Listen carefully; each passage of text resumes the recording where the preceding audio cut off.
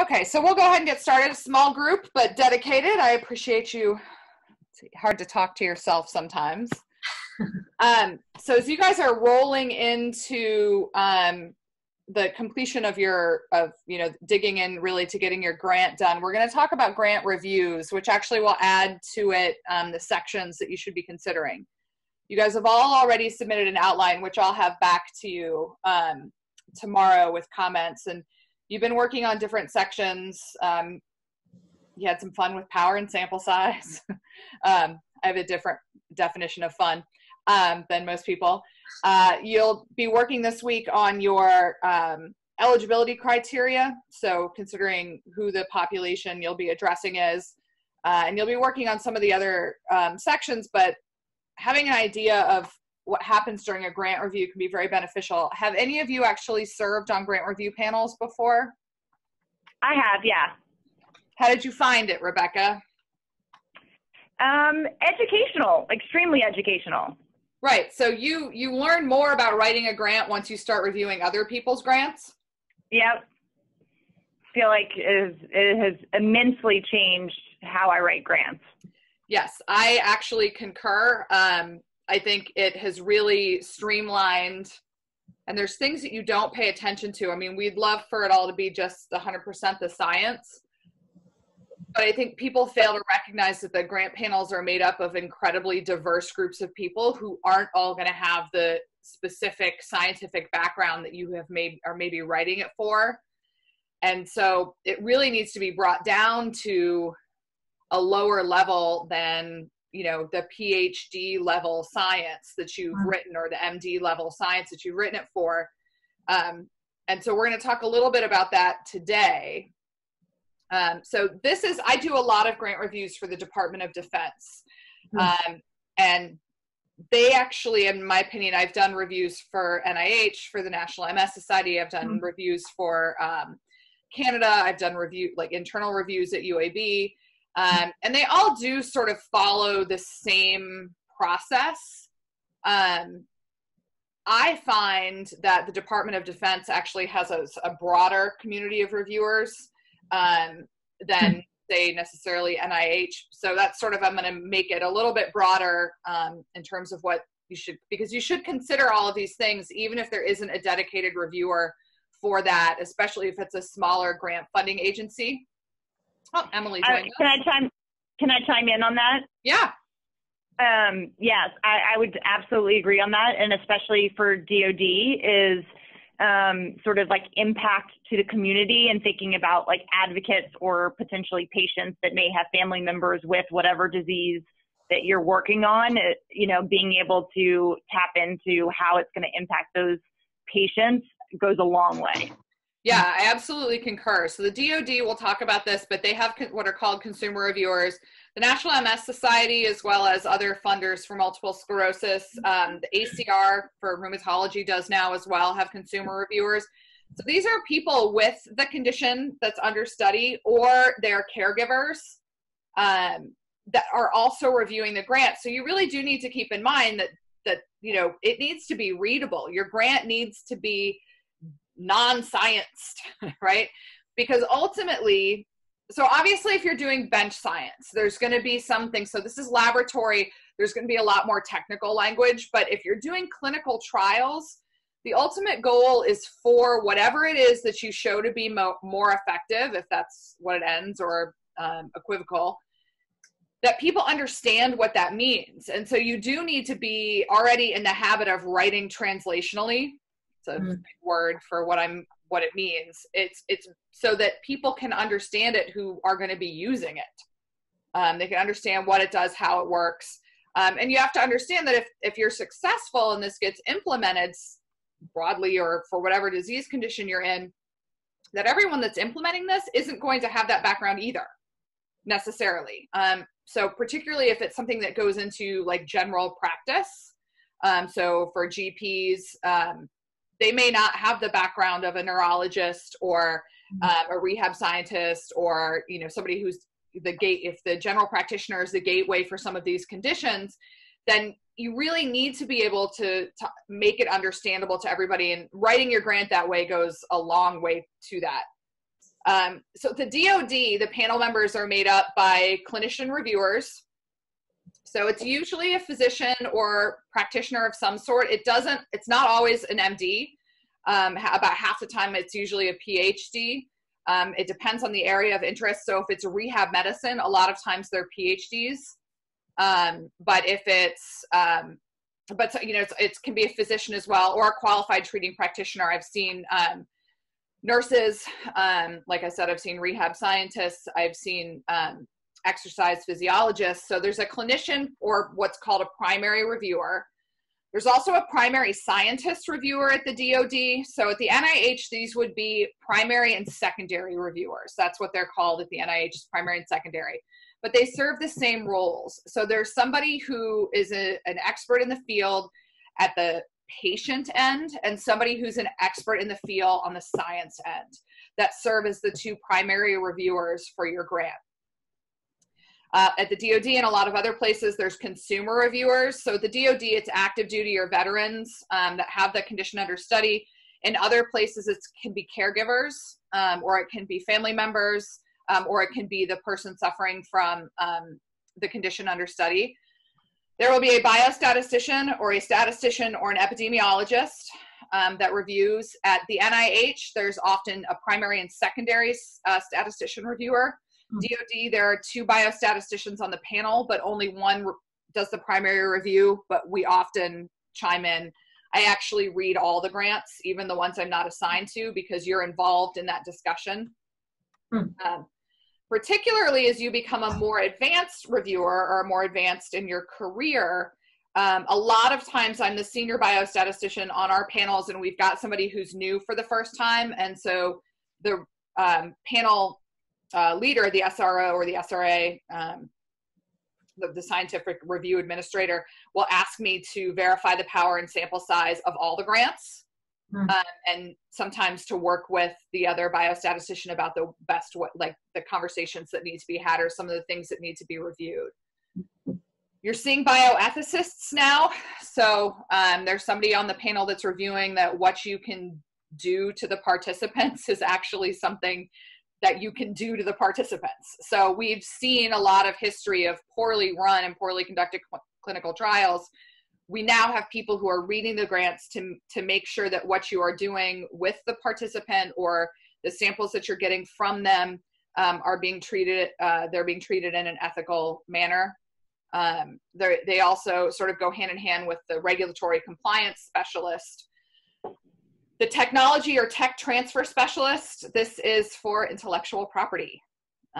So anything that you do while you are at UAB is the intellectual property of UAB in their minds, but that's not always true.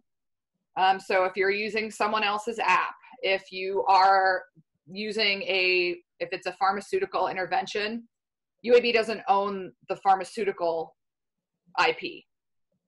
So there's a lot of conversation about who owns what. And then also in terms of the transfer part, if this intervention works, how are you going to get it out to the population at hand? So at NIH, it can be a broader population immediately. At the DoD, it generally will go to the military first, but there's always a broader thought about what does this do for the regular population. I do a lot of work in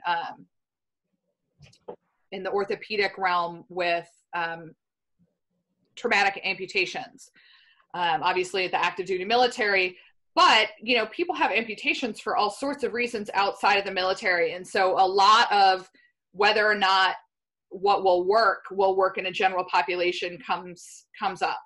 And so you have to think about that in any realm that you're working on. If this works, how are you going to implement it? And I can tell you right now that simply like writing papers and going to meetings is not an adequate tech transfer section. It's like just presenting the results isn't sufficient, at least at the DoD level. And so you have to have a better idea about how this can be implemented. And so that's true also of lots of other,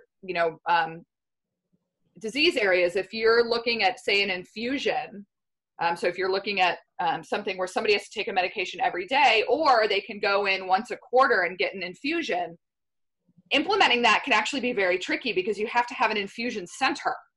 Infusions aren't something that are just given in a doctor's office. There are specific areas they need follow-up, they need trained medical. So if it's something that's infused over the course of several hours, there has to be somebody in the room and monitoring that over the process. You can't just suddenly be administering infusions in every off-site clinic in America. So you need to think about the feasibility of the intervention and what you're doing. We're seeing a lot of apps coming up now, particularly in the mental health field and in nutrition, so that people can track how they're doing. They can have sort of one-on-one time with, say, a therapist, but who owns that app? And then you get into what's the security of the app, right? So who can get a hold of it? So you really have to think about the tech transfer and the regulatory and the bioethics part of what you're doing. So those are the panel members. Let's talk about a little bit about the reviewing requirements. So generally, we're going to walk through the sections of grants that get scored, and whether they're named sections of the grant. Each RFA that goes out, research funding announcement that goes out, will detail for you what sections you need, but you do need to consider all of these even if it isn't a named section. Generally, only the clinician and the scientist or the primary and secondary reviewer are required to review and score all of the sections in your preliminary review. The scientist reviewers or specialist reviewers only need to score their specific sections. Do not be fooled, however. As a statistician, I can't just review the 2 pages that are the statistical plan, because somebody can submit to me, and I see this all the time, a really excellent stat plan that doesn't go along with the grant that was submitted.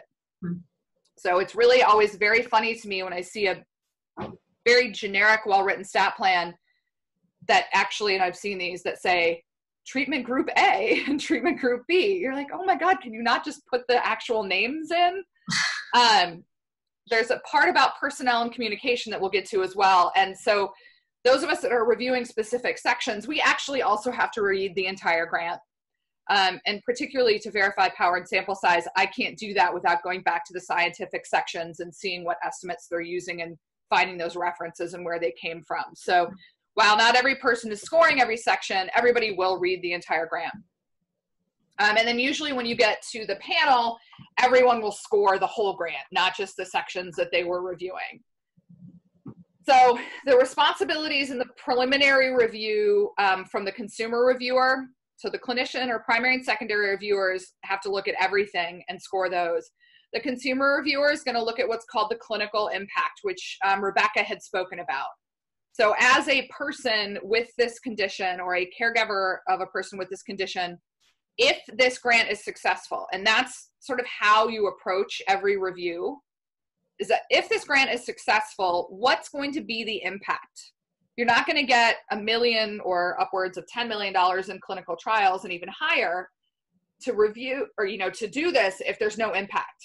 If it's not actually going to make the people with this condition feel better or stop the progression of the disease, or in some cases, hopefully reverse the progression of the disease, or impact their quality of life, then nobody's going to give you the money. You can get a lot of, if you're looking at new and novel science, which the DoD also does, those are going to be lesser awards. Those are going to be in the hundreds of thousands, and sometimes you can see $20,000 and $30,000 grants. And that's great. Those are fantastic. But for a large-scale clinical trial, you really have to show that this is going to have an impact. So for a phase 3 study, the biostatistician has to review, obviously, the statistical and data analysis plan. But again, you have to review recruitment, personnel for the statistical support, and the budget to see if that support is enough, as well as making sure that the stat plan fits in with the context of the grant. The bioethicist is going to generally give an overall score. Tech transfer is going to look at regulatory and a transition plan. So again, a transition plan is not just publications. And then regulatory specialists, they're going to actually review the informed consent documents.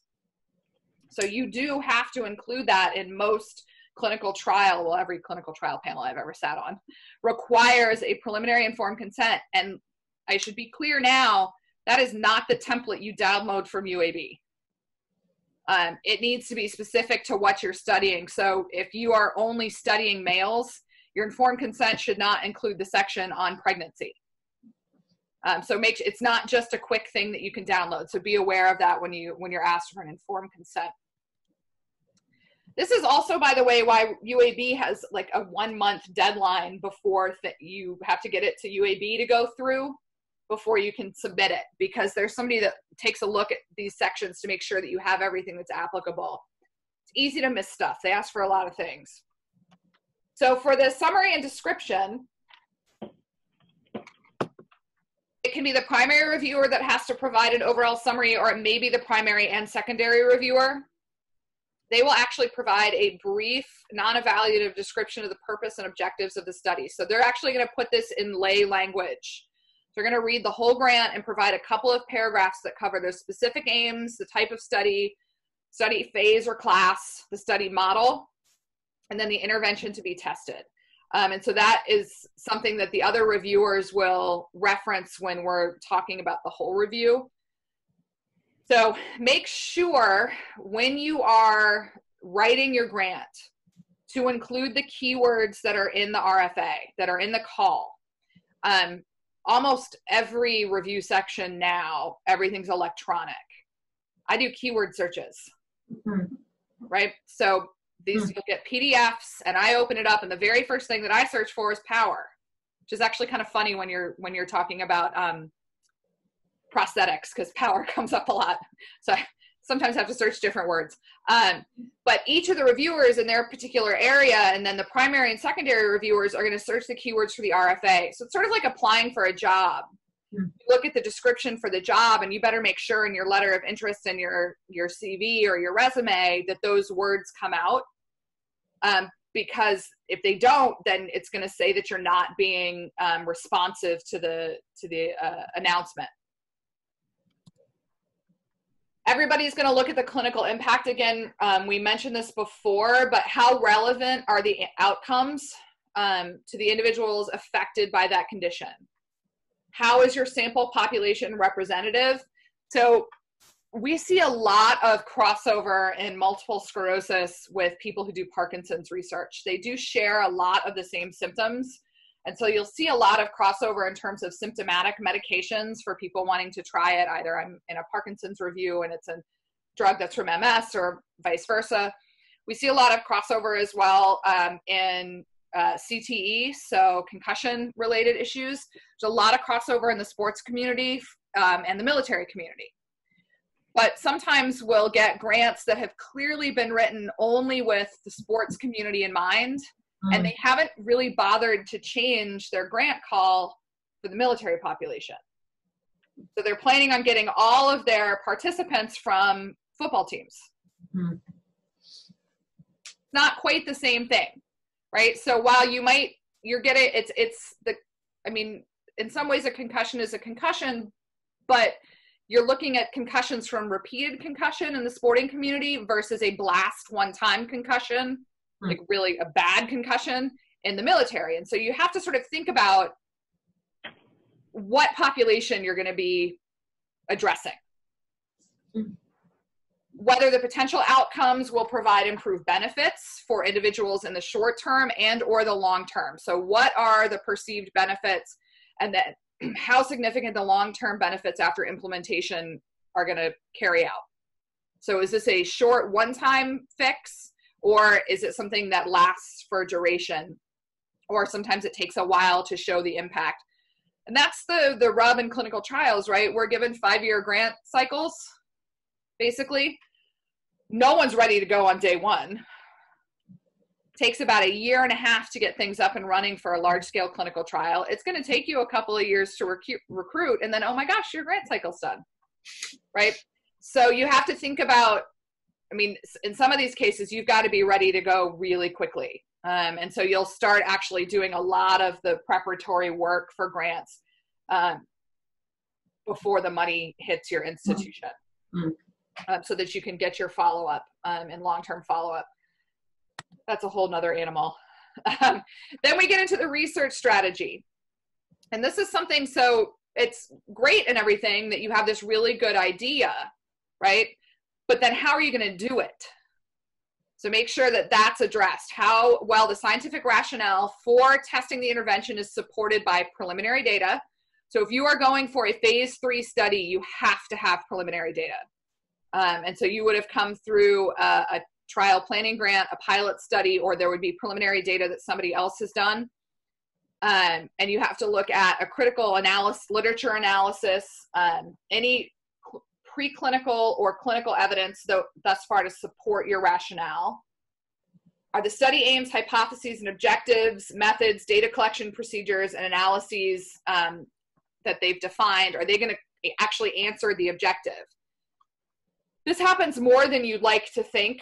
And this is where having a statistician in your study team when you're submitting a grant can be really handy, because we'll get a really great science rationale or background, and then all of a sudden it seems like there's this break from the background that's been written to the hypotheses that have been proposed. And people have failed to link what they see as the bigger picture to their specific study. So you'll get a big background on improving walking or mobility in a group of people with multiple sclerosis or Parkinson's or other diseases, neurological diseases that impact mobility, spinal cord injuries. You'll get this big thing on mobility, and then all of a sudden they start talking about muscle nerve function. And as a reviewer, you sort of go, well, wait, nobody has given me the steps to go from improving, if you attach leads to my knee and my ankle, how that's going to help improve my walking speed. So make sure that the background area of your grant is tied to your specific hypotheses and objectives. And those hypotheses and objectives, as we just learned in the last module, need to be very clearly written and well defined. We're going to look at inclusion and randomization criteria. So inclusion, exclusion, randomization criteria, how that supports the proposed trial. Are those exclusion criteria justified? So if you are a very limited population, have you justified why you're limiting it? How well plans to collect the specimens or conduct laboratory evaluations are addressed, if that's applicable. And almost every large-scale clinical trial these days is going to have a genetic or ancillary study tied to it where they are taking blood values to see if there are any changes at that level. And so is it justified, or are they simply just collecting blood to store it later? And that's a hard one to sell. So it's very difficult to sell that in a grant review if you're collecting specimens for a later use, just to bank them. That takes a whole separate part of a consent. So you need to be very careful about, again, what you're asking the participants to do and what you're asking them to give, and then justifying it.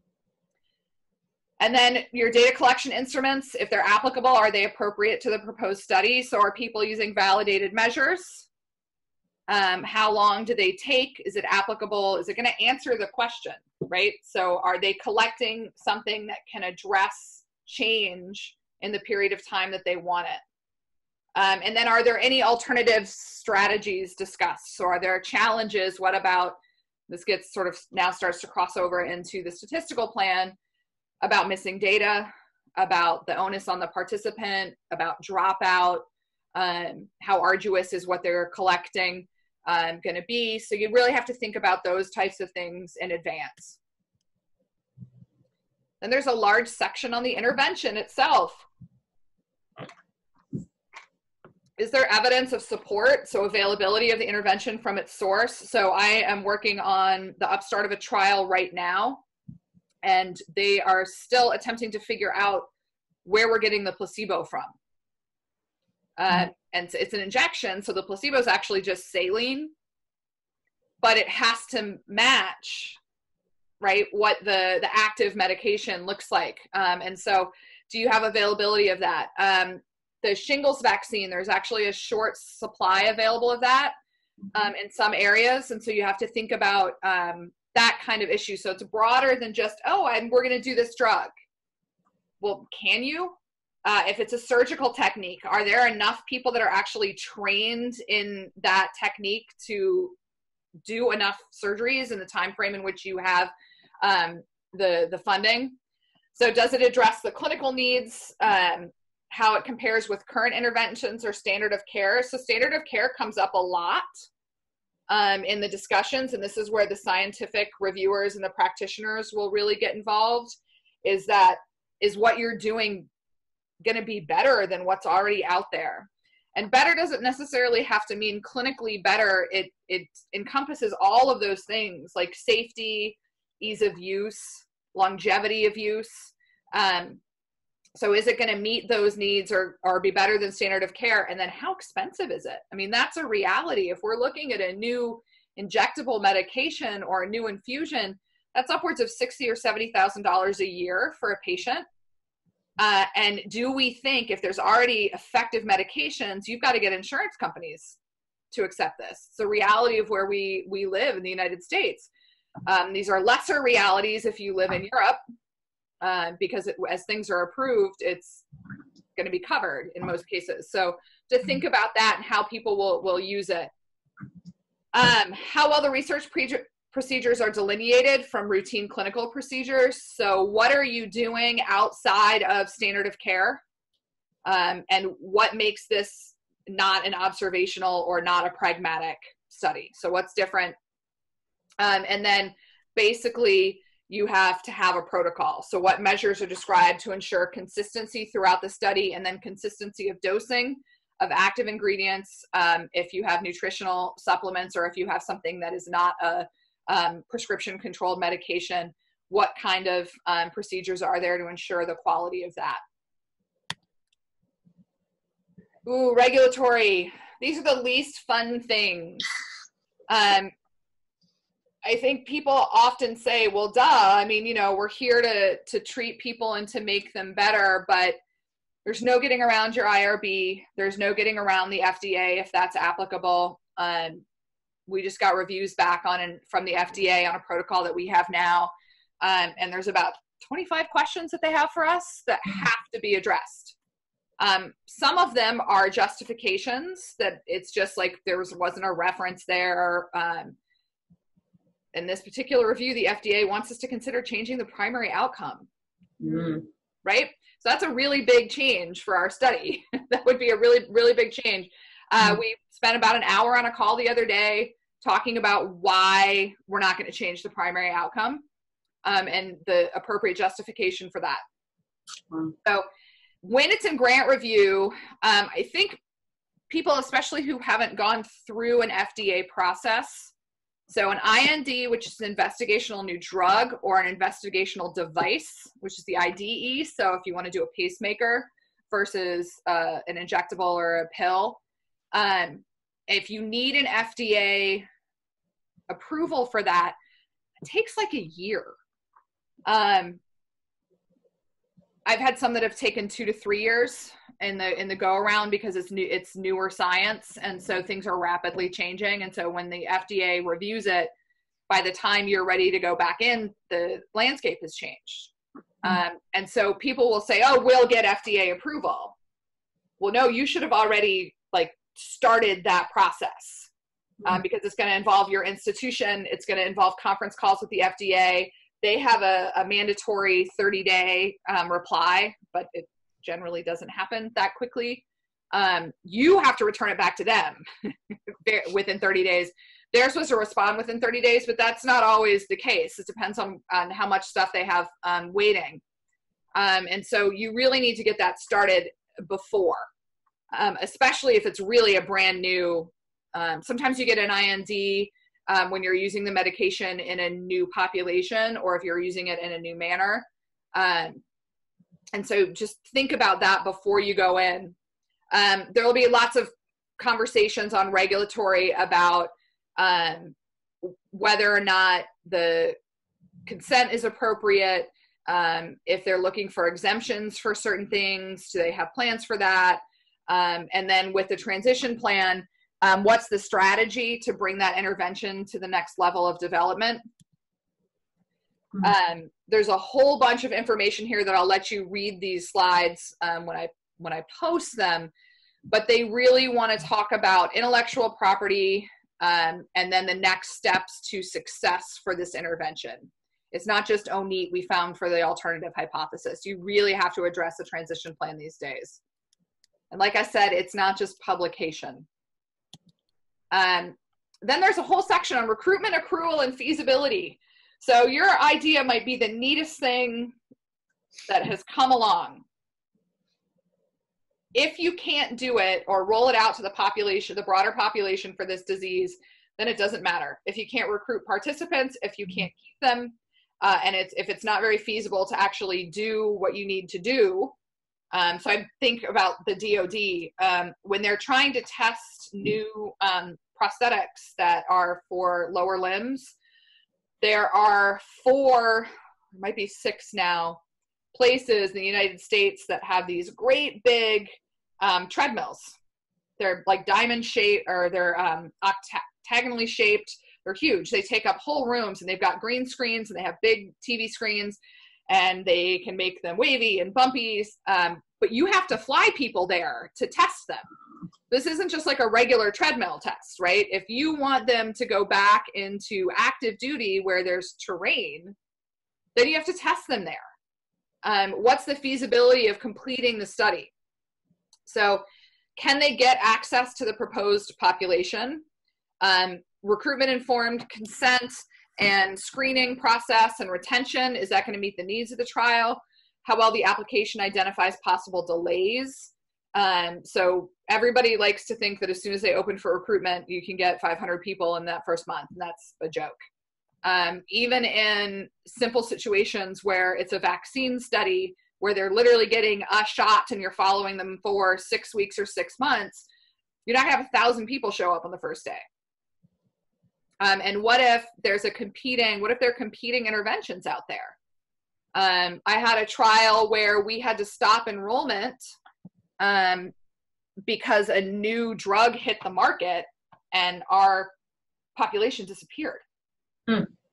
That drug a few months later actually got pulled off the market because of a long-term safety issue that didn't arise in the short-term studies. And so then we were back. You know, so there are things that you need to think about in terms of recruitment, and nothing cures a condition faster than opening a study for recruitment. All of a sudden, 100 people a month you see in your clinic have just vanished. So really, really think about how the proposed trial is going to affect the daily lives of the participants. So can they take the medication? Can they get in for infusions? Can they have the surgery?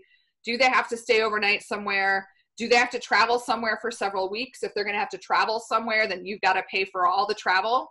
So make sure to have that in the budget. Does that fit in with the process of the study?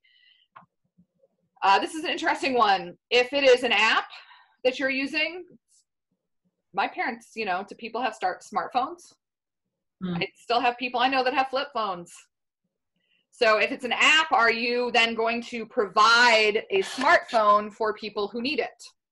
Then you got to provide data plans, right? So these are all the things that you think about that you don't think about. So it's the implementation. It's not just the science idea. Then we get to the stat plan.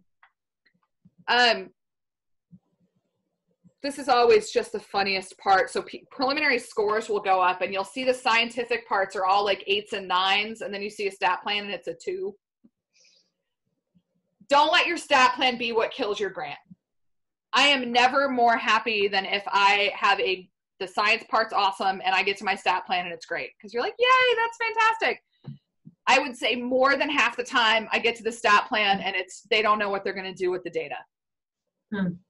So why is someone going to give you multiple hundreds of thousands or millions of dollars and your stat plan is a paragraph, right? There's a lot of data that comes out of these clinical trials, and anything that you are collecting, there has to be a validated or a justified reason that you're collecting it, and you have to say what you're going to do with it statistically. So to what degree the stat model and data analysis plan are suitable for the planned study. I have had endpoints that are continuous, and the stat plan talks about odds ratios. Those two things don't go together unless you're planning on dichotomizing or trichotomizing your outcome. And so how are you doing that? Let me tell you that medians are not the answer. Right? There needs to be a biological justification for why you're picking this cut point to dichotomize your data. people ask me all the time in these meetings, like, well, what's wrong with tertiles? And I'm like, well, the tertile in this population, they've given me no evidence that it matches the tertile of the general population, right? So you have to be really careful about where your cut points are if you're going categorical for that. For continuous measures are easier. You get more power out of continuous measures. But you do need to justify, like, is the amount of change you expect to see useful? So if I can improve somebody's walking by 1 second, what does that actually mean, right? So if you think about people on the highway, I'm on an island right now and I'm fascinated by people that speed. Where are you going? There's like 2 miles, so you're not really going to get there faster, whereas on a highway, going 2 miles an hour faster can actually get you somewhere quicker. So think about the amount of change you plan to see, that they plan to see in the outcome. Can I ask you a question about that? Absolutely. That seems like a really important point, and sometimes studies will be significant, but the amount of change is not really clinically relevant. Is that discussed in these review sessions? It seems like a really big and important question. It is. It's discussed a lot. We spend a lot of time going, well, that's neat, but what does it mean? Yeah. So, and that's direct to the clinical impact. That's where your statistician's really going to come in and say, yeah, they expect to see a large difference, but they're also expecting to see a really big standard deviation. Or your scientific reviewers will come in and say that change isn't meaningful. And so you really have to spend a lot of time justifying the endpoint you've picked, what's expected to be seen, and what's a meaningful outcome. I do, I obviously do a lot of multiple sclerosis research on my own end, and we're very careful with our endpoints. We really understand what's a meaningful change for the participant, for that person. If the standard deviation of your outcome is 1, then you're not going to power a study to detect a difference within 1 standard deviation. Because if people can't feel one change, like a 1-point change, then you don't want to power it that narrow, right? So if you think about, like, weight loss is a really good example. Blood pressure is also a really good example. I can power a study to say that group A and group B, the 2 pounds that group A lost over group B, is statistically significant. But I can also go on a really long walk today and drink a lot of water and lose 2 pounds today. But then tomorrow I eat pizza and ice cream and my 2 pounds are back, you know? So you have to think about, like, 2 pounds really isn't, you know, a big deal. So this is where the reviewers, and when I review for DOD, I do 2 main areas for them. One's orthopedic and the other one is mental health and trauma, brain trauma. And everybody that's on those panels knows those endpoints. And so people will come in with these grants that are real neat, but, you know, it's not really a benefit. It's like you're reducing 1 acute issue a year. Right. Exactly. And then all the money it's going to cost to reduce that is probably not going to be, you know, so you have to really, it's a lot of conversation that goes in. I think the first time people sit on these panels, if they have an invested statistical reviewer, are very surprised at the level of investment of the statisticians. Because we don't just wave our hands and go, looks good to me. I am not kidding you. I have had people cut and paste sections of the Piantadosi clinical trials book and submit that as their stat plan. Wow. And they think that, like, I recognize that. I had 2, last year, I had actually 2 groups in one panel, 2 submissions in one panel had referenced and cut and pasted the same figure out of it was a psychology journal. Somebody had written a power and sample size for mental health studies. It was a really great paper, but the graph was really generic. It was just a generic sort of, as level of correlation increases in your predictor and outcome, your power increases. Well, duh. But they didn't actually, like, they literally copied the figure out of the paper. Wow. And so pay attention to those things. Your stat plan needs to be written for your grant. I mean, it's not, you wouldn't go copy somebody else's hypotheses. You know, you wouldn't copy their science sections. Don't cut and paste a stat plan.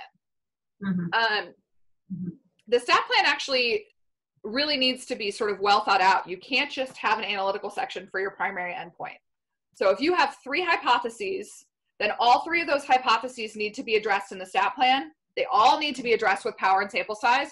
So you're powering for your primary endpoint. That's great. You've picked, I don't know, 500 people.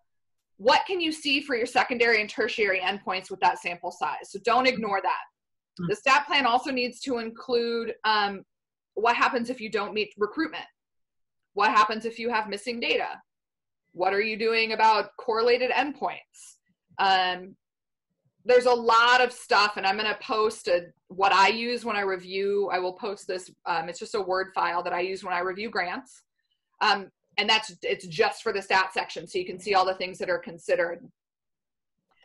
Sometimes, depending upon the novelty or the newness of a statistical or the obscureness of a statistical plan or the analytical method, the statistician has to provide sort of a general summary or references about what it is. So if somebody's doing an adaptive study, or if somebody's doing, factorial factor effects, some kind of special analysis, we need to provide a summary of what that's actually doing. If it's a genetics analysis, there'll usually be somebody that has specialization in that statistical genetics for that. We do verify all power and sample size estimates. That's part of our primary role. So I have to be able, as a statistical reviewer, and gosh, this is key, I have to be able to recreate your power and sample size from the information included in the grant.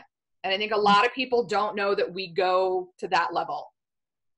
And so I have to you can't just say I can detect one standard deviation difference. Well, what is that standard deviation? What are the means that you're expecting to see, or what are the proportions you're expecting to see?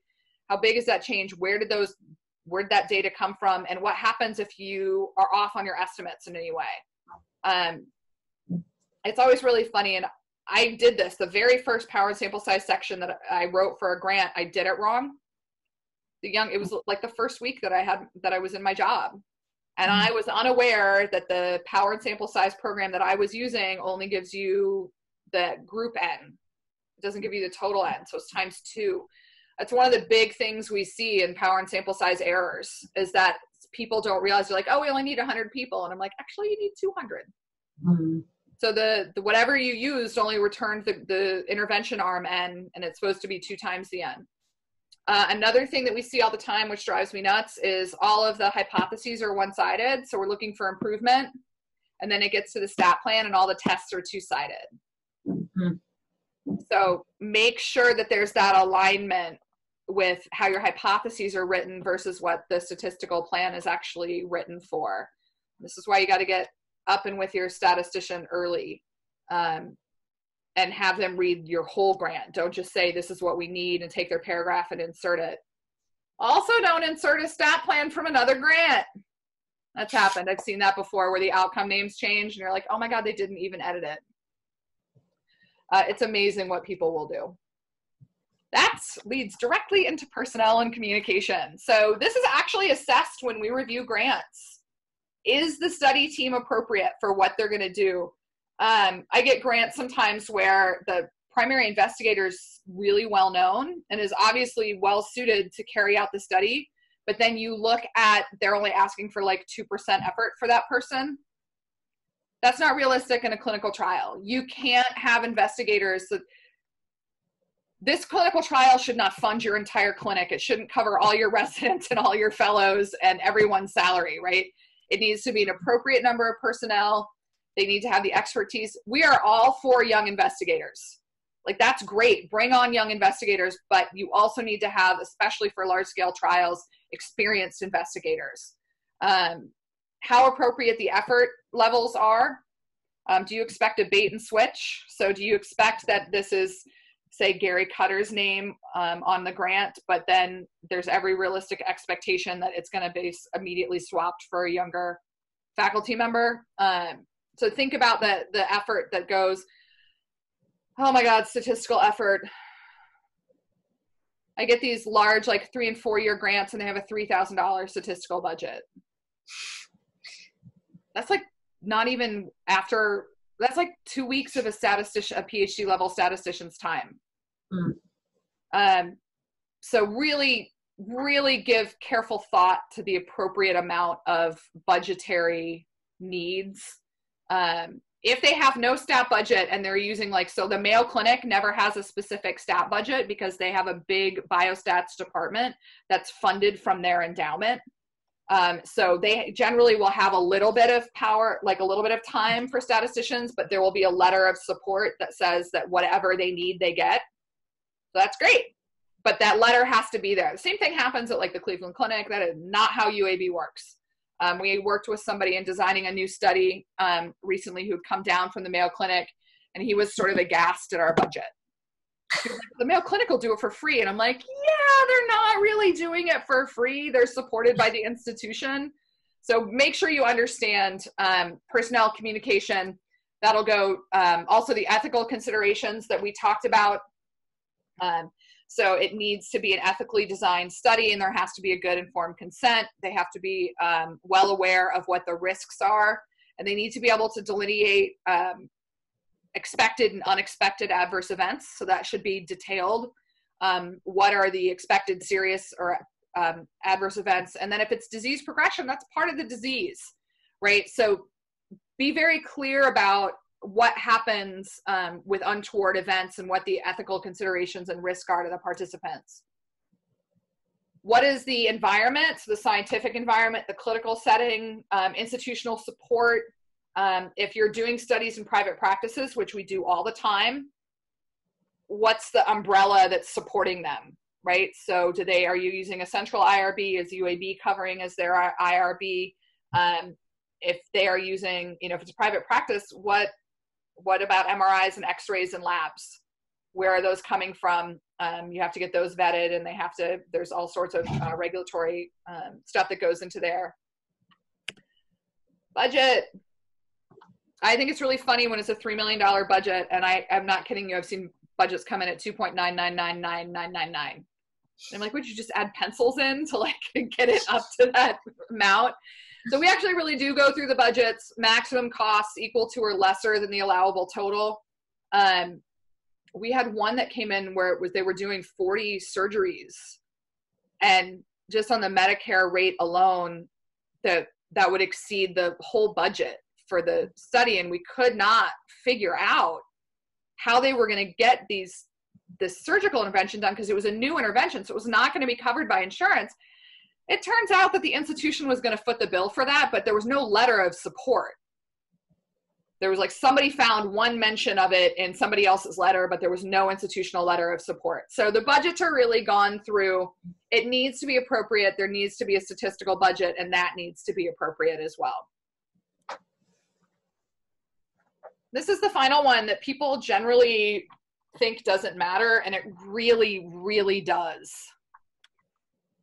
Writing clarity and presentation influence the review. Typos, cut and paste errors. You'll see a lot of times paragraphs that have 3 periods on the end of the last sentence because somebody's moved stuff around.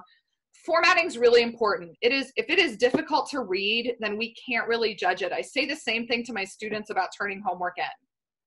I can't find your answer, then you're not going to get a great score. If you're cutting and pasting from older grants or other grant submissions, make sure you've changed the formats to meet the new funding agency. Make sure you don't have 6 different fonts throughout the grant. That's very distracting when you're trying to read it. And for goodness sake, your graphs can't be this big. Like people often put in 1 inch by 1 inch graphs with like 6 treatment. I can't see that. So figure out how to format things so that it is readable, because you don't know if somebody's going to be reading it. I'm on a 30-inch HD screen right now, but when I get into that grant room, I'm on a little Dell laptop, right? So you have to and some people print things out, so look out for color, right? So I will say older school folks tend to print out all the grants to review, and if something gets printed out in black and white, how's that going to be useful for you? So the presentation really does impact ease of reading, consistency in formatting, references, graphs, and then making sure that there aren't spelling errors or typos. And your application will go a long way towards it getting a good review. So that's a whirlwind of summary for that. Do we have in the last few minutes questions or comments? particular to what you're writing about?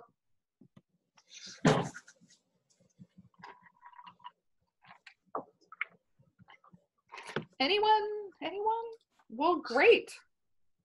Thank you guys for the discussion today. I think my suggestion, if you haven't served on a grant panel so far, is to be the first to volunteer for it.